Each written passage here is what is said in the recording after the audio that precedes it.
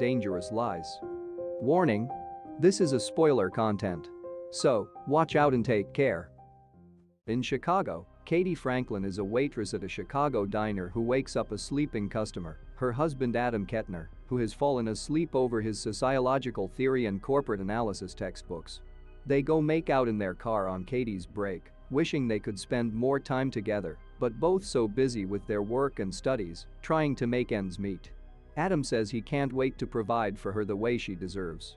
When they return to the diner, they witness the diner being robbed at gunpoint. Adam grabs a frying pan and subdues the man, being called a hero. The robber, who killed a busboy, is sent to prison. 4 months later, Katie is working as a caretaker for Leonard Wellesley, a wealthy and kind older man who lives alone in a very large house. Meanwhile, Adam has stopped taking classes in order to find a job, but hasn't had luck yet. Student loans and credit card bills are piling up. Katie is stressed and frustrated, and Adam assures her he'll take care of it, but it does nothing to make her feel better. Katie admits she hasn't been the same since the robbery. She told Adam not to go in there, and he could have been killed, and she feels like he never listens to her. Katie goes to Leonard's house to think after her fight with Adam, and Leonard approaches with a baseball bat, suspecting an intruder. He says he keeps thinking he's hearing someone walking around in the house, but never finds them, but Katie assures him no one is in the house. She tells Leonard about her problems, and he offers to help her out with her situation.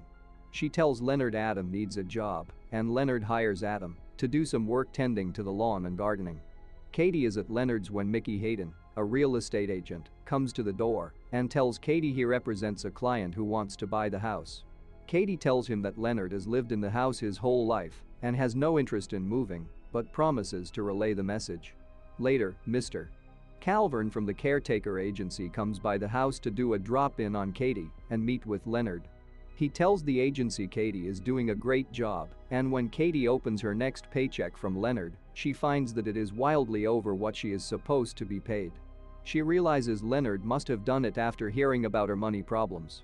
She feels she can't accept it and wants to go back to Leonard's and return the check, but Adam convinces her, despite her reluctance, to cash the check, pay their bills, and then write Leonard a check to make up the difference. As they return home, Hayden appears to be watching them from his car. The next day, Katie goes to Leonard's and finds him dead, sitting in a chair in the attic next to his record player. Adam comes over to comfort her, and he begins looking through the things in Leonard's attic, finding a padlock unlocked to a large chest. Inside there are old photos of Leonard and a woman, and underneath a hidden wealth of pure cash. Since Leonard had no family, Adam tells Katie that Leonard wanted to help her and would have wanted her to have the money. Katie and Adam decide to take the money for themselves, where it could make a difference, rather than letting it go into the system. Katie tells Adam they will have to be careful, and he assures her he will be. Detective Chiesler arrives to investigate Leonard's death, but everything seems routine. Katie decides to go back to the agency to get another job, even though Adam thinks she shouldn't need to. When she tries to get another assignment, she's told by her Mr. Calvern that until the police finish their investigation, he can't put another client under her care. While Katie is interviewing, Adam goes to Leonard's house to collect the money, but hears someone downstairs. He goes to check and sees a broken window, and someone violently hits him from behind. When he awakes, he calls Katie, who admonishes him for not being careful and going to Leonard's home like he belongs there. He tells her he counted the cash, and it's close to $100,000. Katie and Adam try to figure out who the person who broke in was and wonder what they knew. Fearful the person could return to Leonard's, they take the cash to the bank and put it into a safety deposit box, all while Hayden is still watching them. Chiesler brings Katie in. Katie had mentioned that Leonard wanted to be cremated, but Chiesler tells her that since Leonard had no family and no will, they don't know who will cover the costs. Katie says she will pay for everything. At Leonard's funeral, Katie and Adam are approached by Julia Byron Kim, who tells them she was Leonard's attorney. She tells them that a few weeks ago Leonard called her out of the blue and hired her to handle his will, and that Leonard left everything to Katie. They are shocked, and Julia offers to stay on and help Katie through the transition since Leonard had a retainer paid. Julia makes sure to tell Katie that she alone makes the decisions for the house, not Adam, and warns her that money changes people. Katie and Adam begin moving into Leonard's old house. Adam wants to immediately buy cars and go on fancy vacations, but Katie tries to get him to calm down. Adam then gets a phone call from the police asking him to come down to the station to make another statement about the diner robbery, but when he gets there, no one has any record of calling him. He runs into Chiseler, who had no idea he was involved with the diner incident.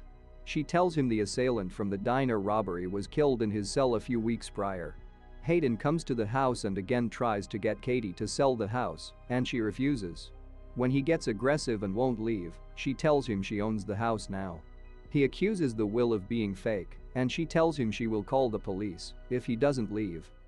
Katie tells Adam she wants to call Julia, but Adam dissuades her, and then Julia finds a brand new expensive watch in the bathroom. Adam tells her it's a knockoff, but she doesn't believe him.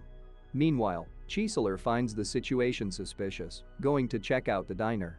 She goes to talk to Adam, but runs into Katie. When she finds out Leonard left Katie everything, she becomes even more suspicious. She asks Katie if Adam always came to pick her up at the diner, and Katie tells him he came early and was studying. She then tells Katie the truth, that no one from the police called Adam, which Adam never told her. When Adam sees Katie talking with Julia, he becomes angry and says they agreed she wasn't going to talk to her. Katie tells Adam that he decided, but she said no such thing. Katie confronts Adam about not telling her about the phone call, and he tells her he's pretty sure he's being followed. Katie asks him if he went to the bank and realizes Hayden probably called him down to the station so that she would be alone and he could come over and try to intimidate her. She theorizes he must know about the money. She tells Adam she warned him he needed to be careful. After talking with Julia, Katie tells Adam that if the police find out they did something illegal, they could lose everything. She says they need to put the money back, and Adam tells her he won't go back to the way things were before. Chiseler interviews Mr. Calvern at the agency, who tells her Katie kept meticulous notes on Leonard's medications. He is shocked when Chiseler shows him the much higher value check Katie deposited from Leonard the night before he died, and also had no idea Leonard also hired Adam. Katie goes into the gardening shed looking for Adam, but when he isn't there begins looking around. She moves a shelf away from the wall and finds another room inside. Inside she finds uncashed checks written out to Ethan, and then a rotting corpse and a bag of diamonds. She tells Adam that Leonard had a gardener named Ethan who he said stopped showing up one day. Mr. Calvern shows up angrily shouting at Katie for taking advantage of an old man and tarnishing his company's name. Adam comes home with 2 brand new phones, and Katie tells him to return them and the diamonds. Adam says that Ethan stole the diamonds, got shot, and died alone and no one knows. Katie wants to call Detective Chiseler, but Adam says they could lose everything. Katie says as long as they have each other, they'll be alright, but Adam refuses, saying he will never go back to how it was and resolves to take care of everything. He gets rid of Ethan's body and burns the checks, which they suspect Ethan never cashed to avoid creating a paper trail after hiding out after stealing the diamonds.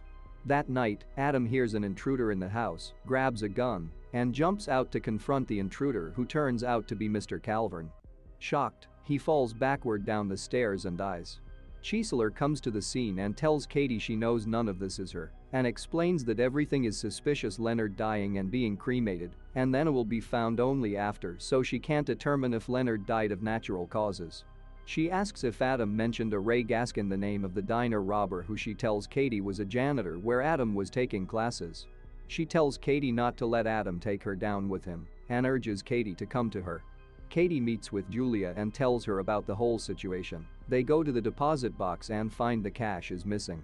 Julia tells Katie that Adam is going to leave with the money and diamonds and throw her to the cops. Julia says she will try to hold off Chiseler from getting her search warrant for the house, and that Katie needs to make sure Adam is still here so that everything doesn't fall on her. Meanwhile, the police find Ethan's body and alert Chiseler. Katie goes home and confronts Adam, who is packing up their things and the money. He tells her he looked up Hayden and that he's not a real estate agent, but an ex-con just released for robbing a jewelry store $3 million in diamonds. His partner Ethan, who he shot, was never caught. Katie wants to call the police, but Adam says they need to flee right away.